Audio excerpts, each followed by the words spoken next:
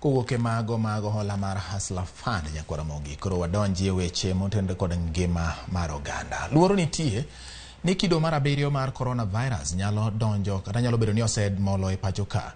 Ma kaluwore gi kwan mar ji mayudo midhusi mar COVID-19 ma osebedo kamedore kuom maromo dwe achiel sani. Judith Omondi ne otwak kod jolony kendo miyowa mathoth. Dhi higni adek nyaka ne midhusi mar coronavirus molie pacho kae.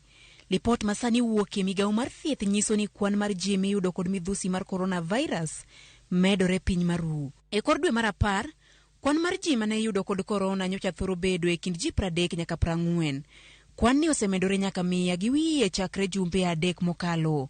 Odiochieng' ma kawuono, ji 60 oyud kod midhusi mar coronavirus e kwan mar ji 397 mane opim e seche 24 mokalo. Jolony e weche mag thieth kod midhusi koni nyalo bedo ni ma en kido mar abiryo mar midhusi mar coronavirus e pacho ka. We are experiencing the 7th wave of COVID-19 in Kenya. You'll observe that there's a lot going on in terms of people having infections, flu-like infections. We are at the alert threshold of wave resurgence. Bende gikoni kido ni mane ochako golo ranyisi ne chakruok mar dwe ni nyalo medore ahinya to e kinde ma oganda jo Kenya dhi e nyasi mar Christmas. We are going to witness more infections as we go into the festive season when there's a lot of movement and celebrations in the country. Because we are aware that the infection rate is going to increase for the next 2 or so months. If you're going to a place where you think that you're likely to be exposed, then wear your mask. Make a personal decision. So wash your hands all the time because it's not about COVID. Avoid shaking hands all the time because it's not about COVID. It's about general hygiene.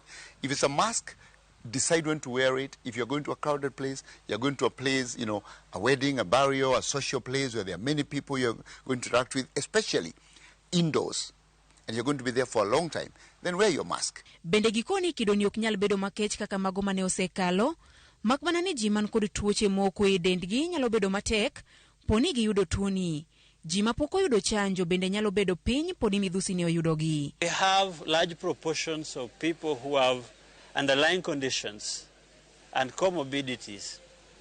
Such people, when they get infected, whether they're vaccinated, when they're not vaccinated, the outcomes are severe. If you're not vaccinated and you're at risk, especially those people above 50 years and people with what we call comorbid diseases, other diseases like hypertension, diabetes, then you are the one actually we should worry about.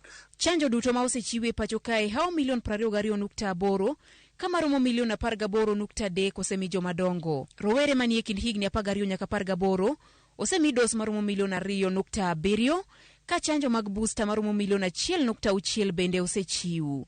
Piny owacho pod medo jiwo oganda jo Kenya mondo jiwre mar kawo chanjo ahinya to kaluwore gi luoro ewi medruok mar ji mayude sani. Judith Omondi, Ramogi TV.